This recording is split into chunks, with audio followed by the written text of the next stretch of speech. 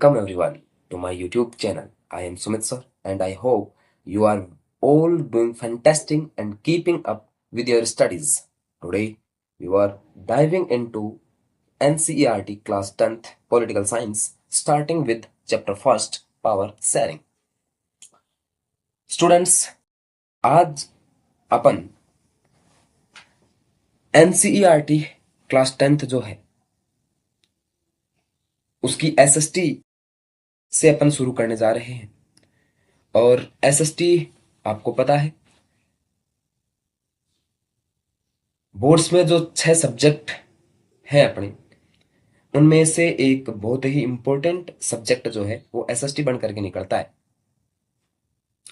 आज से अपन एसएसटी के जो 4 बुक्स हैं, पॉलिटिकल साइंस यानी कि सिविक्स, हिस्ट्री, इकोनॉमिक्स और ज्योग्राफी, उनमें से अपन सबसे पहले उठा रहे हैं पॉलिटिकल साइंस। और आपको भी पता है कि चारों की चारों बुक्स जो हैं वो बोर्ड्स में बराबर का वेटेज रखती हैं। अपना 80 मार्क्स का जो पेपर होता है उसमें 20 मार्क्स ईच अपनी बुक्स जो है वो कंटेन करती हैं। इसी तरीके से जो अपनी पॉलिटिकल साइंस यानी कि सिविक्स की बुक है वो भी 20 मार्क्स कंटेन करती है, और वो भी केवल और केवल 5 चैप्टर्स के साथ। अपन को 5 चैप्टर्स पढ़ने हैं और उन 5 चैप्टर्स को पढ़ते ही अपन जो है 20 नंबर के हकदार हो जाएंगे। इसलिए आज से अपन first chapter power sharing political science का पढ़ेंगे। और अपनी जो ये सीरीज रहेगी, ये ऐसा नहीं होगा कि एक ही वीडियो में एक ही क्लास में पूरी की पूरी पूरा का पूरा जो चैप्टर है वो कंप्लीट अपन ने कर दिया। ये छोटे छोटे वीडियोस रहेंगे 5 से 10 मिनट के, जिसमें अपन एक एक कॉन्सेप्ट को लेकर के चलेंगे।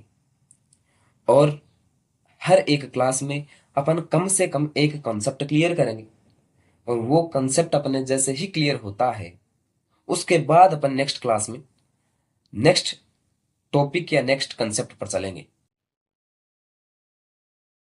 सबसे पहले तो आज अपन बात करेंगे एथनिक ग्रुप्स की। जो पॉलिटिकल साइंस का फर्स्ट चैप्टर है उसे समझने के लिए अपन शुरुआत करते हैं कि पावर शेयरिंग। सबसे पहले अपन देखते हैं कि चैप्टर का नाम है पावर शेयरिंग, शक्ति का बंटवारा या शक्ति का साझा किस तरीके से होता है और क्या होता है पावर शेयरिंग। सबसे पहले ये अपन को समझना पड़ेगा। आप इस तरीके से समझ सकते हो कि किसी भी कंट्री में, किसी भी परिवार में, किसी भी फैमिली में, किसी भी जगह रहने वाले लोगों के बीच में अगर पावर जो है वो शेयर कर दी जाए, हर एक के पास किसी ना किसी प्रकार की पावर हो, तो शायद वहां का जो एडमिनिस्ट्रेशन है वो बहुत अच्छा चल सकता है। इसको आप एक एग्जांपल से समझ सकते हो कि जैसे कि 10th क्लास है और 10th क्लास में पढ़ाने के लिए 6 सब्जेक्ट हैं। अगर उनको एक ही टीचर लेकर के बैठ जाए तो क्या वो ठीक ढंग से उनको एक्सप्लेन कर पाएगा? एक तो टीचर पर ही बर्डन ज्यादा हो जाएगा, दूसरा टीचर जो है अपने हिसाब से चलेगा, डिक्टेटरशिप दिखाएगा।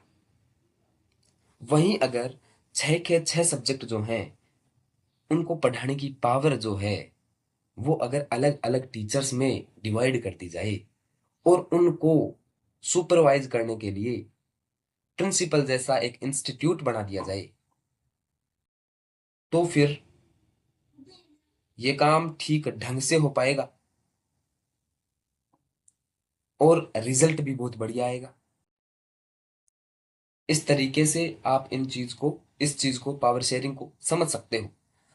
चलिए शुरुआत करते हैं अपन। सबसे पहले अपन को ये चैप्टर पढ़ने के लिए सबसे पहले समझनी होंगी 2 केस स्टडीज, जो कि अपनी बुक में दी हुई है, जो कि एनसीईआरटी क्लास 10th जो है उसकी सिविक्स की सिविक्स के फर्स्ट चैप्टर में ही दो केस स्टडी अपन को दी हुई है। एक बेल्जियम को लेकर के आपके सामने है, दो केस स्टडीज जो अपन पढ़ेंगे। ये आ गई। इसके बाद अपन देखते हैं, ये आपकी स्क्रीन पर आपको दिखाई दे रहा होगा, इंडिया का जो एथनिक ग्रुप्स का जो मैप है, जो डेटा मैप है, वो आपको दिखाई दे रहा होगा कि इंडिया में भी बहुत सारे एथनिक ग्रुप्स रहते हैं।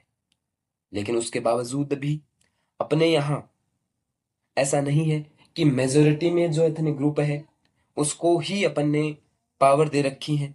ऐसा तो नहीं है, हमने भी पावर सब में बांट रखी है। डेमोक्रेसी है, सबके पास पावर्स हैं, कोई भी पावर में आ सकता है, कोई भी नेता बन सकता है, कोई भी पीएम बन सकता है अगर वो एलिजिबल है तो।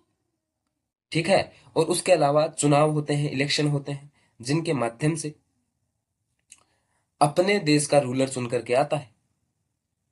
लेकिन ऐसा वहां तो नहीं था, ऐसा श्रीलंका में तो नहीं था, ऐसा बेल्जियम में तो नहीं था। वहां का सिस्टम क्या था, यह समझने से पहले अपन को समझना चाहिए कि एथनिक ग्रुप्स क्या होते हैं। What is ethnic groups? देखो, सबसे पहले अपन देखते हैं कि an ethnic group is a collection of peoples who identify which each other based on shared characteristics that distinguish them from other groups. These characteristics usually include a common language, religion, ancestral origin और cultural tradition. समझने की चीज इतनी सी है कि एक ethnic group, अपन उस group को बोलेंगे जो कि एक जैसे लोग हों।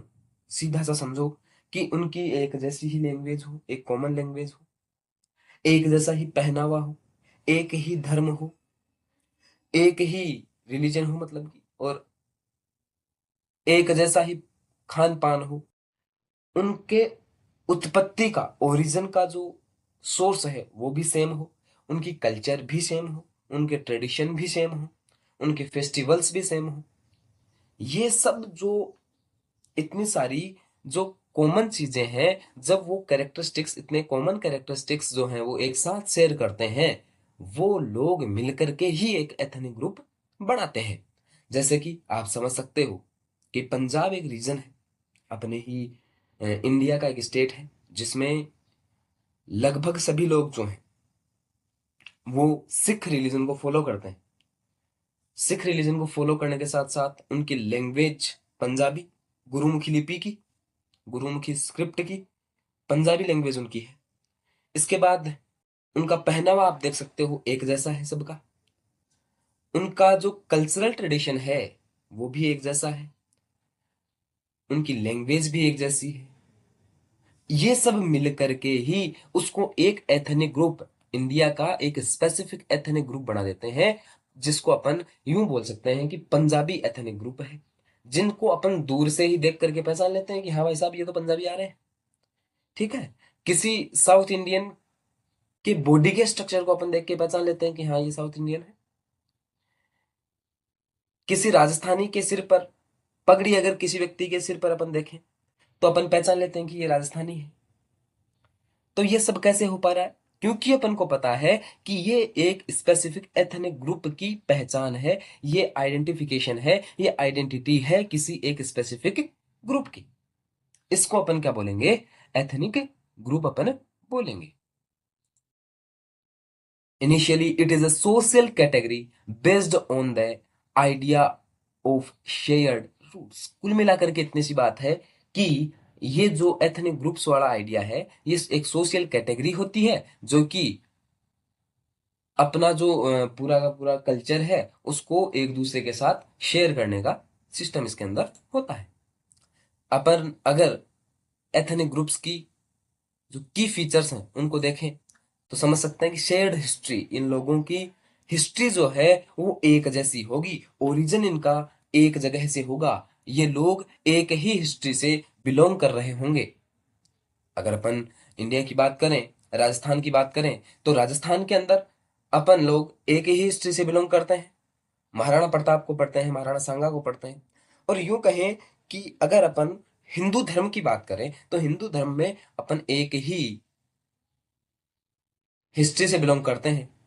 बात करें तो अपन नेक्स्ट फीचर की अगर अपन बात करते हैं तो कल्चरल।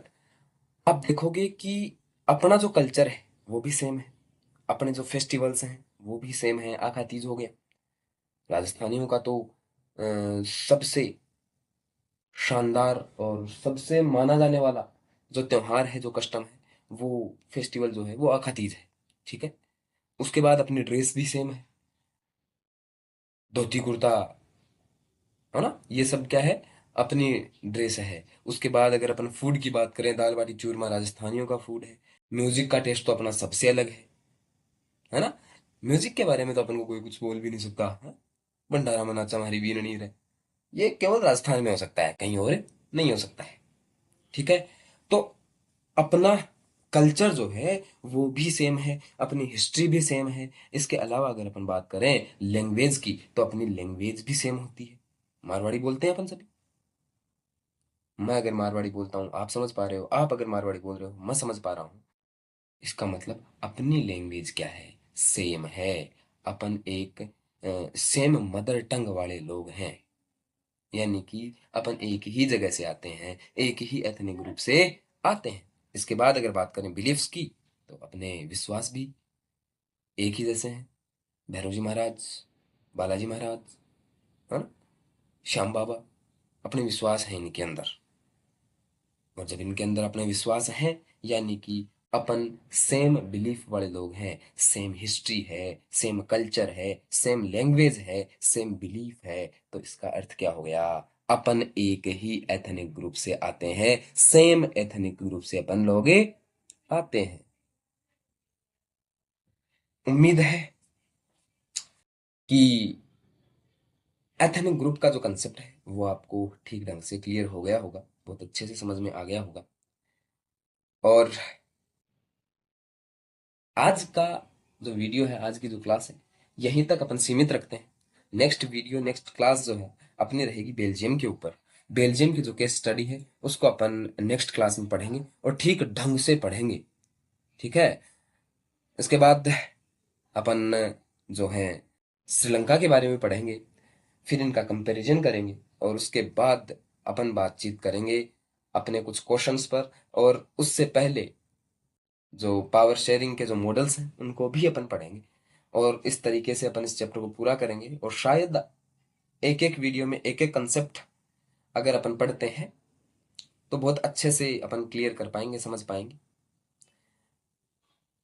आपको क्लास कैसी लगी ये कमेंट सेक्शन में मेरे को ज़रूर बताएं, समझाएं। और अगर कुछ कमियां रहती हैं तो वो भी बताएं, सजेशंस भी अपने दे दें, उसमें तो आप लोग माहिर हो ही।